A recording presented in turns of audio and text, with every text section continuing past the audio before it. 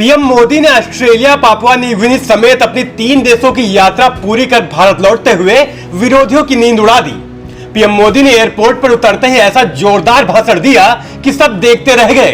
PM Modi ने बिना समय गंवाए ऑस्ट्रेलिया के सिडनी में घटे एक एक घटनाक्रम का जिक्र किया और बता दिया कि भारत किसी से आंख मिलाने में जरा भी गुरेज नहीं करता।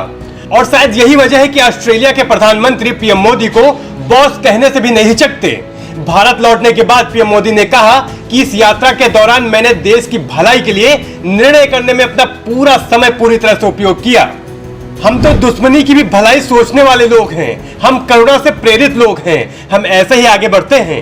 यात्रा के दौरान जितना समय मुझे उपलब्ध था उसका पल पल मैंने देश की बात करने में, देश की भलाई के लिए निर्णय करने में अपना समय पूरी तरह से उपयोग किया। मैं दुनिया के देशों में जा करके दुनिया के महापुरुषों से मिल करके हिंदुस्तान के सामर्थ्य की बात करता हूं, हिंदुस्तान की युवा पीढ़ी के टैलेंट की चर्चा करता हूं। उन्होंने कहा कि अवसर मिलने पर भारत के नौजवान कैसा पराक्रम करके दिखलाते हैं, यह मैं दुनिया में जाकर के बतलाता हूं। पीएम ने आगे कहा कि मेरे देश की महान संस्कृति का गौरवगान करते हुए मैं आंखें नीचे नहीं करता हूं, आंखें मिलाकर बात करता हूं। पीएम मोदी ने कहा, मैं आप सभी से यही कहूंगा कि हिंदुस्तान की संस्कृति, महान परंपरा के बारे में बोलते हुए कभी भी गुलामी वाली मानसिकता में डूब मत जाना, हिम्मत के साथ बात कीजिए।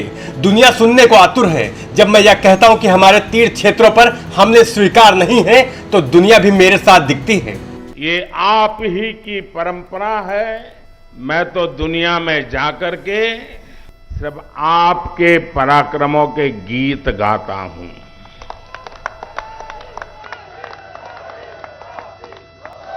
मैं दुनिया के देशों में जाकर के दुनिया के महापुरुषों को मिलकर के हिंदुस्तान के सामर्थ्य की बात करता हूं, हिंदुस्तान की युवा पीढ़ी की टैलेंट की चर्चा करता हूं और अवसर मिलने पर भारत कैसे खिल उठता है, भारत के नौजवान कैसा पराक्रम करके दिखाते हैं, ये बात मैं दुनिया में जाकर के बताता हूं।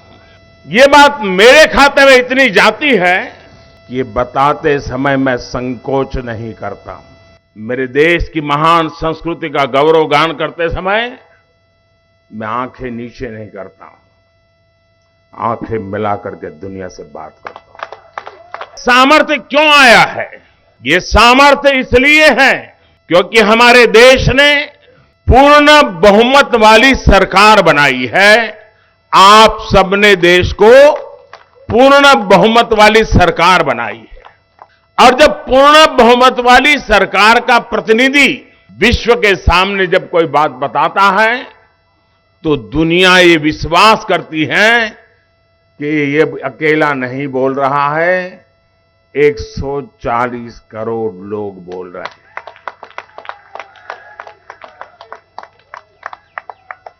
अभी नड्डा जी कह रहे थे कि मोदी जी को प्यार करने वाले लोग यहां आए हैं। जी नहीं, ये कोई मोदी जी को प्यार करने वाले लोग नहीं है, ये मां भारती को प्यार करने वाले लोग हैं। ये हिंदुस्तान को प्यार करने वाले लोग हैं। हिंदुस्तान का नाम रोशन होता है तो 140 करोड़ देशवासियों का जज्बा नई ऊंचाइयों को छूने लगता है। और मुझे बताया गया आप सुबह 3 बजे से आए हैं।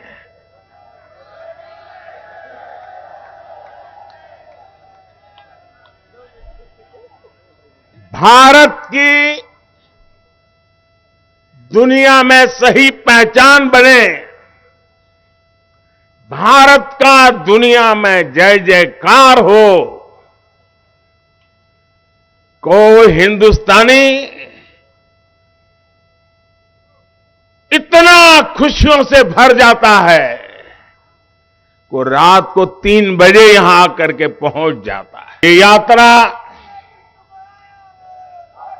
समय तो ज्यादा नहीं था यात्रा का, क्योंकि ट्रैवलिंग में भी टाइम जाता है, लेकिन जितना समय मुझे उपलब्ध था उसका पल पल मैंने देश की बात करने में, देश की भलाई के लिए निर्णय करने में अपना समय पूरी तरह से उपयोग किया। मैंने 40 से अधिक महत्वपूर्ण लोगों के साथ मिलने का अवसर मिला। और एक बात जो शायद हिंदुस्तान में जिसकी चर्चा बहुत कम है, और क्यों कम है वो तो समय बताएगा, जो भी नेता मिलते थे, खास करके G7 समूह जो दुनिया के समृद्ध देशों का समूह है, वे भारत में G20 के जो प्लानिंग हुआ है, और उनके देश के लोग उन मीटिंगों में यहां आए हैं, वापस जाकर के उन्होंने वहां रिपोर्टिंग किया है। भारत के नागरिकों ने G20 समूह की करीब 150 से ज्यादा मीटिंगें हो चुकी हैं। 100 से अधिक हिंदुस्तान के अलग अलग कोने में मीटिंगें हुई हैं, और दुनिया के 40-45 देशों के प्रतिनिधि उसमें आए हैं। और उन्होंने जाकर के वहां जो बताया है, भारत के लोगों ने जिस प्रकार से उनका सम्मान किया, स्वागत किया, ये जो वहां बताया है, उसका इतना प्रभाव उन लोगों के मन पे है कि भारत की इस ताकत की पहचान हमें G20 समूहों की मीटिंग में गए हुए हमारे प्रतिनिधियों के माध्यम से मिली है। हम बहुत अभिभूत है। कौन हिंदुस्तानी होगा जिसको गर्व नहीं होगा दोस्तों। कभी कभी भारत की महान परंपरा के प्रति दोस्तों मैं सच कहता हूं, आप भी हिंदुस्तान की संस्कृति, हिंदुस्तान की महान परंपराओं के संबंध में बोलते समय कभी भी गुलामी वाली दिनों की मानसिकता में डूब मत जाना दोस्तों। हिम्मत के साथ बात कीजिए दुनिया से। दुनिया सुनने के लिए आतुर है, जिज्ञासा है विश्व को। जब मैं ये कहता हूं कि हमारे तीर्थ क्षेत्र पर हमला स्वीकार्य नहीं है, तो दुनिया भी मेरे साथ देती है।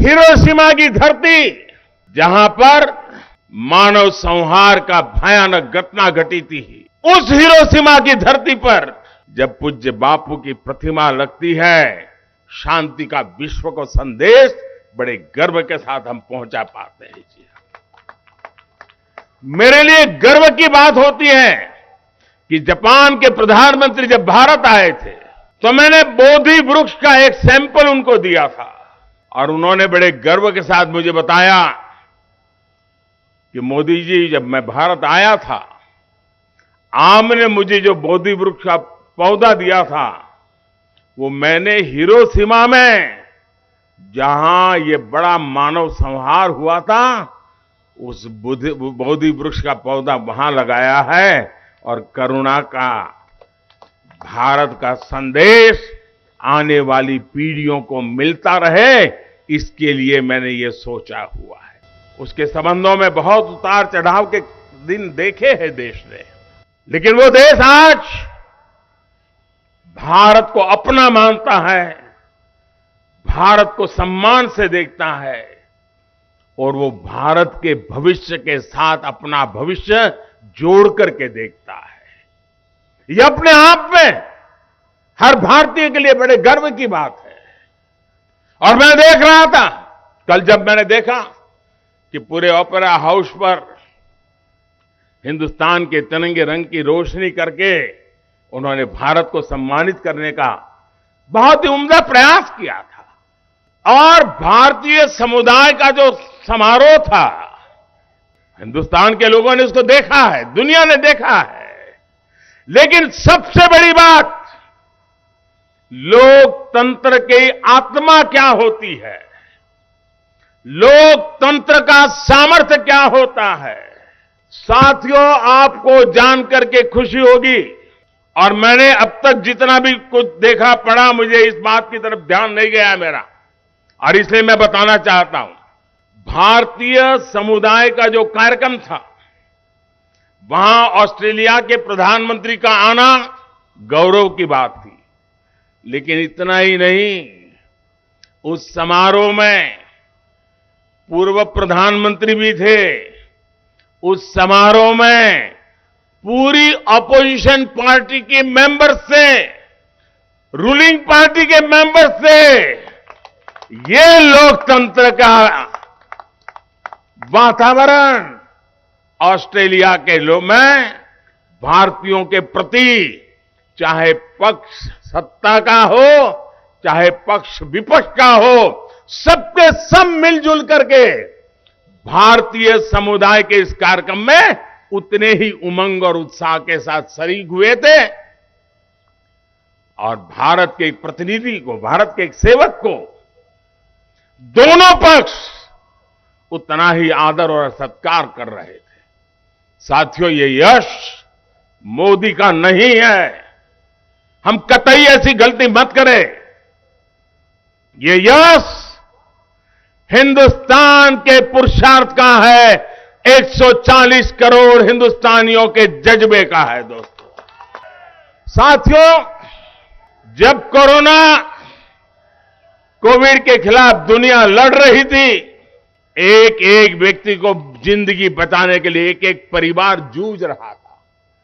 संकट बड़ा गहरा था, रास्ता सिर्फ अंधेरे के सिवाय कुछ नजर नहीं आ रहा था।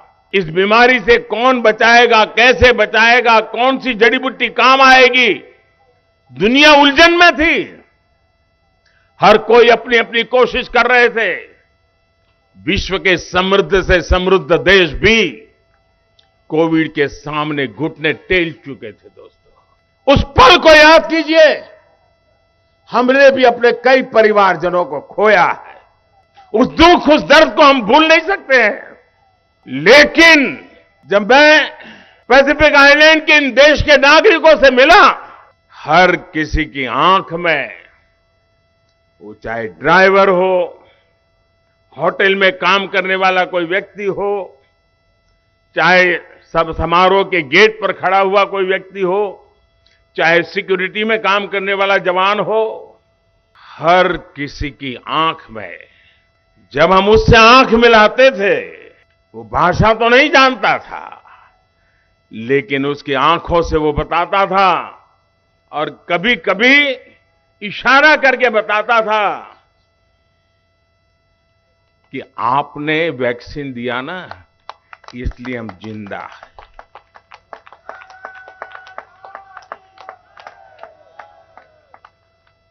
दुनिया के कोटि कोटि लोगों की जिंदगी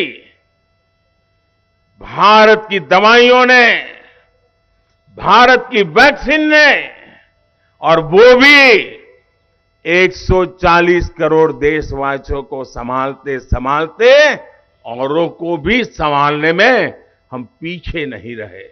समय, लोग, दुनिया इंतजार करने को तैयार नहीं है। दोस्तों, हमारे सामने विश्व की अपेक्षाओं के अनुरूप भारत को नए शिखर पर ले जाना, ये बहुत बड़ी चुनौती है। विश्व की आशा आकांक्षाएं भारत से बढ़ रही है। विश्व की हर समस्या के समाधान में भारत कुछ रास्ता निकाले, भारत उस रास्ते पर हमारे साथ चले। भारत क्या सोच रहा है, हमें बताएं। दुनिया के हर कोने से यही आवाज आ रही है।